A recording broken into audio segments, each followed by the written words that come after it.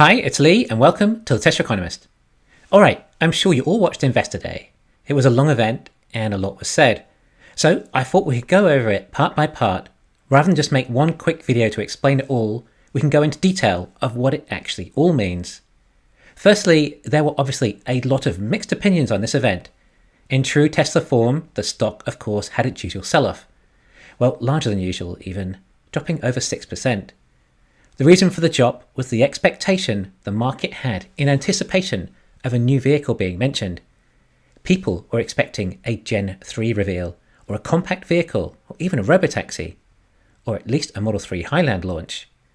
Hey, some people were even expecting planes and ships. The imagination can run wild in the Tesla community. However, we didn't officially get to see any. The closest thing we got to a new model was a picture of a new vehicle under a cover which appears to look like a van. Anyway, Elon introduces the event by assuring everyone that there is a clear path to a fully sustainable Earth, and with abundance, and no need for austerity. We don't need to make sacrifices in heat or travel in order to run a sustainable economy.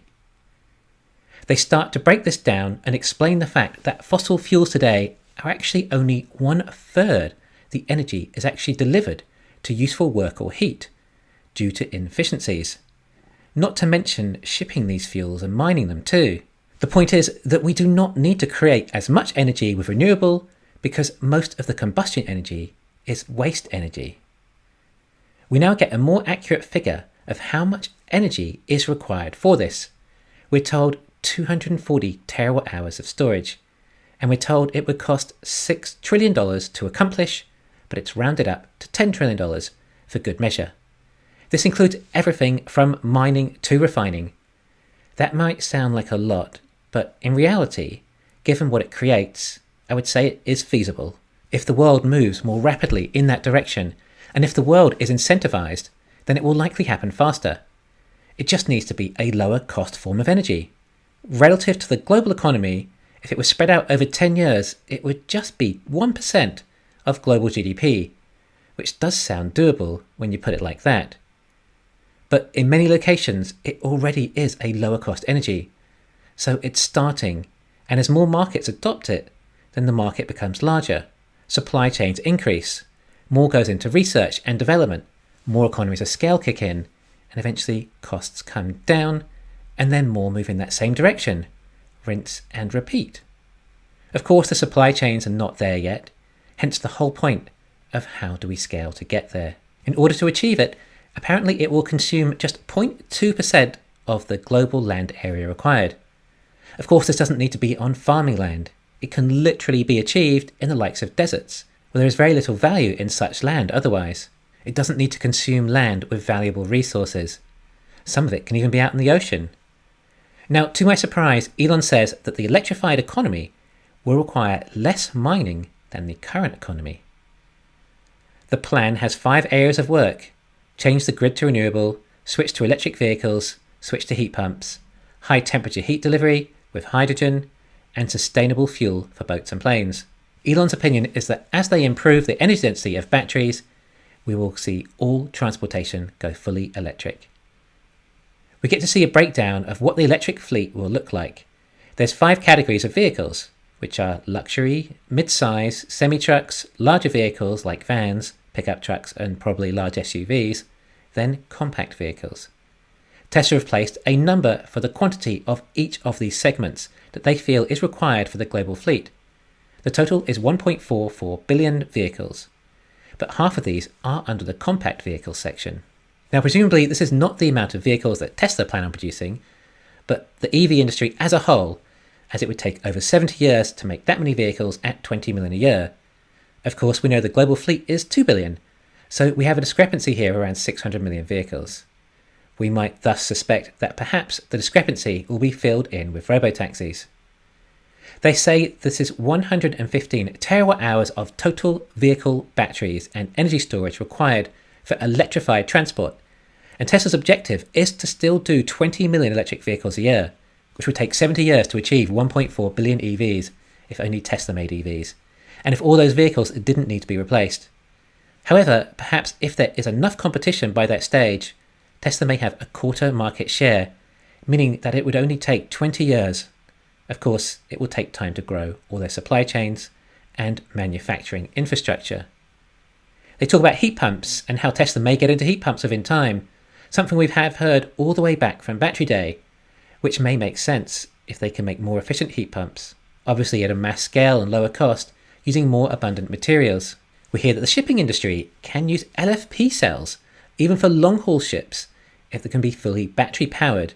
Energy density is, of course, a bit harder for planes, but is possible today already for short-haul, but they really need to get to 450 watts per kilogram energy density for long-haul, which is possible now, but very expensive. However, an electric plane might take range anxiety to a new level. Planes and ships would, however, require a new redesign and different architecture, making it mass efficient and optimized for batteries, similar to what Tesla have done for vehicles. So how possible are all these objectives? Well, apparently we only need to increase wind and solar deployment by 3 times, from around 0.36 terawatts a year to 1 terawatt a year. That doesn't seem too unachievable, especially if Tesla eventually start ramping their solar division. Of course, the level of energy generation is only feasible if it can be stored. The transition to renewable energy comes down to battery production. And according to Tesla, we need to reach 16 gigawatt hour a year of battery production for everything. If we have a target of 240 terawatt hours, then that's about 15 years of production at that rate in order to hit that target. Obviously, this cannot be done by Tesla alone. And the fact we're currently at just over half a terawatt hour a year means there is a lot more to come. Tesla have 46 A lines in the US with capacities of 110 gigawatt hours already, perhaps another 50 in Berlin, then another 100 to come in Nevada, and then perhaps 200 more in Mexico, which would mean about another half a terawatt hour a year, which may be operational perhaps around 2025. We would expect that Tesla are becoming more efficient with their cell production each time. It also sounds like they will move on to LFP cells fairly soon, possibly even in Mexico, if it's for a lower cost, lower range vehicle, and nickel cells will be used for applications that do require more energy density. And as for electric vehicles, the target is to get to 85 million a year. Supposedly, we're already at 8 million a year, so only an 11 times increase required there. However, these will also be subject to battery supply, of course. So apparently there is about 20 gigatons of fossil fuel extraction each year, but in a sustainable energy economy, this reduces to 4 gigatons a year. And to achieve the sustainable economy of 2050, there are ample resources necessary, the most consuming being nickel and lithium, requiring 30% of the world's known supply, which is quite a lot. But it's achievable, there is enough of it, and then minimal amounts of the rest of the required resources. However, when we start exploring for more of these minerals, history shows that generally we start finding more available. I've done rough numbers in the past, and there is not enough nickel for EVs, which is why we need LFP cells. And Elon's saying that the majority of vehicles will run on iron-based cathodes of some sort. Of course, there are also the potential LMFPs too, which is when we have manganese in the cathode too, which would be a total game changer. Manganese creates a real sweet spot between energy density, cost and abundance. But nothing was mentioned here about that.